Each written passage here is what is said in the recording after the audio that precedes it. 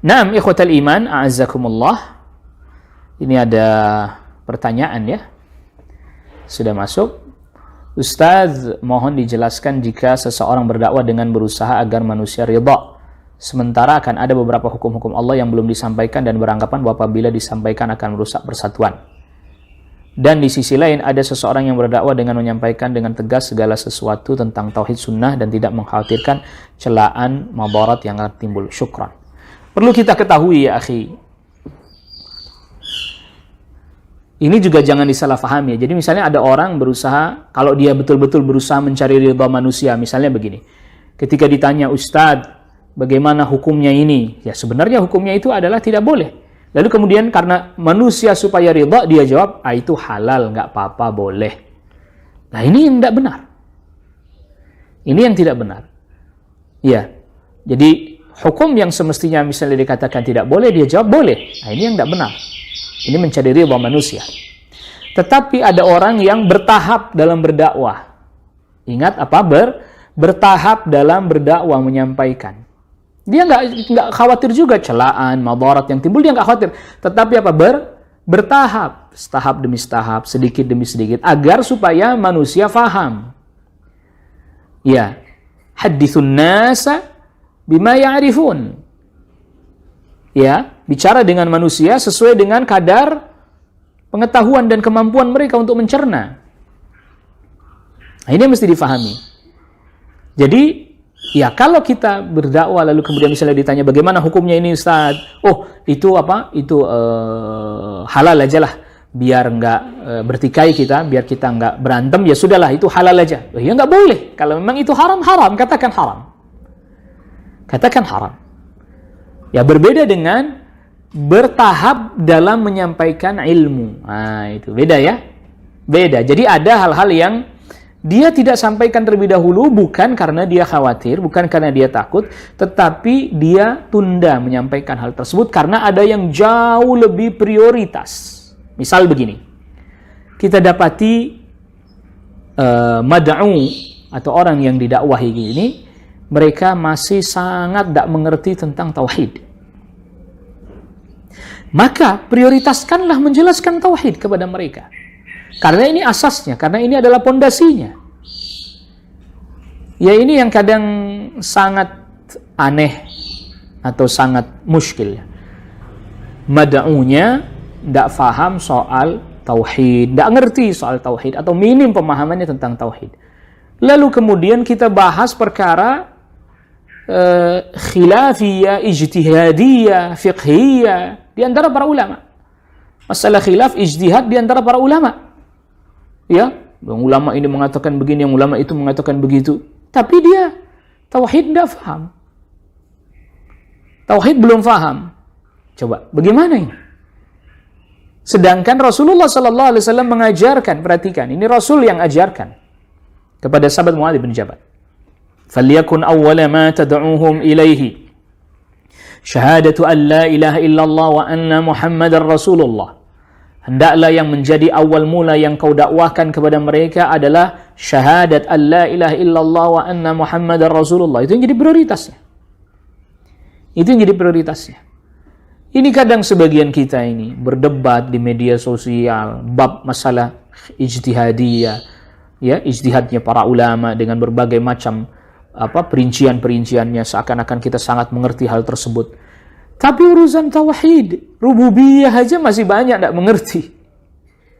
Tauhid aja nggak paham. Ya kalau memang masyarakatnya seperti itu kondisinya, ya prioritaskan untuk menjelaskan yang prioritas sebagaimana yang tadi Rasul sallallahu alaihi wasallam ajarkan kepada sahabat Muadz bin Jabal. Ya, ingat ya. Jadi bertahap dalam menyampaikan, memprioritaskan apa yang harus disampaikan, berbeda dengan takut menyampaikan kebenaran dalam rangka mencari ridha manusia. Ini beda. Sesuatu yang berbeda. Tolong difahami dengan baik, dengan benar. Dan ini banyak sebagian orang juga, wah ini Ustadz ini mah lembek bicaranya. Wah keras dong Ustadz, sampaikan dong. Ya, sampaikan dong. Ini kita mau menyampaikan permasalahan agar orang faham, ya, Atau kita menyampaikan apa yang kita mau, apa yang kita suka. Kan itu ya. Sekali lagi, bedakan antara bertahap menyampaikan dalam menyampaikan sesuatu, bertahap dalam menyampaikan sesuatu, bedakan dengan dia tidak menyampaikan sesuatu karena takut ridha, atau dia berharap ridhanya manusia, takut orang nggak suka. Bedakan itu. Karena apa? Kita menyampaikan secara bertahap dengan bahasa yang baik sekalipun, tetapi dengan muatan yang tetap berusaha berada di atas al-haq, kebenaran, itu aja orang nggak suka. Padahal bahasanya sudah santun. Ya, tahapan-tahapannya pun sudah ditempuh. Itu orang aja tetap nggak suka. Iya. Maka teringat nasihat Syekh Al-Albani rahimahullahu ta'ala, kalau saya tidak salah ingat, jangan, dakwah ini sudah berat. Dakwah tauhid, dakwah menuju kepada sunnah Nabi SAW ini sudah berat. Jangan diperberat lagi dengan buruknya akhlak kita. Kita sampaikan dengan bahasa yang baik, kita sampaikan dengan cara yang santun, orang aja udah nggak suka. Jangan lagi diperberat dengan akhlak kita yang buruk. Atau dengan bahasa yang lain, kebenaran ini pahit. Ya, qulil haqqa walau kana murran. Kebenaran ini pahit. Katakan kebenaran walaupun pahit. Kebenaran ini sudah pahit. Jangan lagi disampaikan dengan cara yang pahit. Jelas bedanya, agar kita pahami. Jadi obat itu sudah pahit. Ya, lalu kemudian Anda berikan kepada anak yang sedang sakit sambil bilang, ini obat pahit loh, pahit banget loh. Ayo minum. Siapa yang mau minum? Ya, sudah itu pahit, lalu disampaikan pun dengan cara yang pahit juga. Ayo nak, ayo minum obat. Tapi kan pahit. Iya, walaupun pahit, nanti ini insya Allah akan berikan kesembuhan padamu nak. Pahitnya sebentar kok.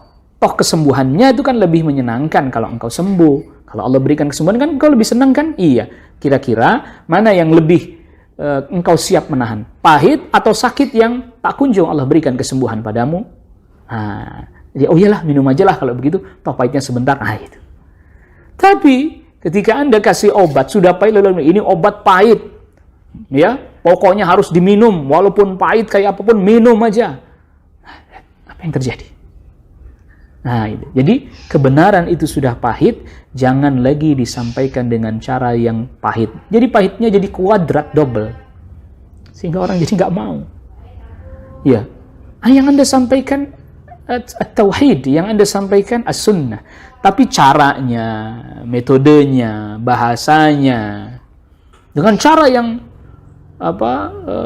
sebagian orang tidak bisa menerima cara itu. Ya, ingat, terkait dengan prioritas dakwahnya, materinya dimulai dari apa, itu bertahap. Dan itu Nabi SAW sudah ajarkan.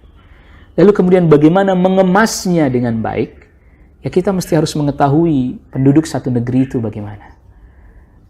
Itu mengapa sahabat Mu'adz bin Jabal radhiyallahu anhu ketika diutus ke Yaman, didampingi oleh sahabat Abu Musa al-Asy'ari yang asli orang Yaman. Karena sahabat Abu Musa al-Asy'ari yang paling tahu betul kondisi dan keadaan masyarakat Yaman dibandingkan Mu'adz bin Jabal radhiyallahu anhu.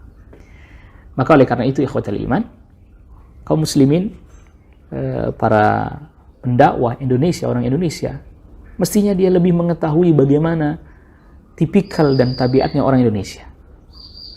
Dia tetap sampaikan hak, komitmen pada al-haq, tahapan-tahapannya pun dia mengikuti yang Rasul sallallahu alaihi wasallam ajarkan, tetapi cara menyampaikannya tetap dengan cara yang bisa difahami dan bisa diterima oleh kaum muslimin. Bukan dalam rangka mencari ridha mereka, bukan dalam rangka berharap sesuatu dari manusia, dari mereka, bukan. Tapi dalam rangka menginginkan kebaikan agar mereka bisa memahami. Bukan semata-mata dalam rangka mereka bisa menerima dakwah itu tentu hak Allah Rabbul Alamin, tetapi agar mereka bisa memahami, yang dengan demikian tegaklah hujjah kepada mereka. Imam mereka menerima atau tidak menerima, tapi sampai hujjah, sampai penjelasan kepada mereka. Wallahu a'lam. Ini yang bisa kita bahas pada pertemuan kita di kesempatan pagi hari ini. Jazakumullah khairan.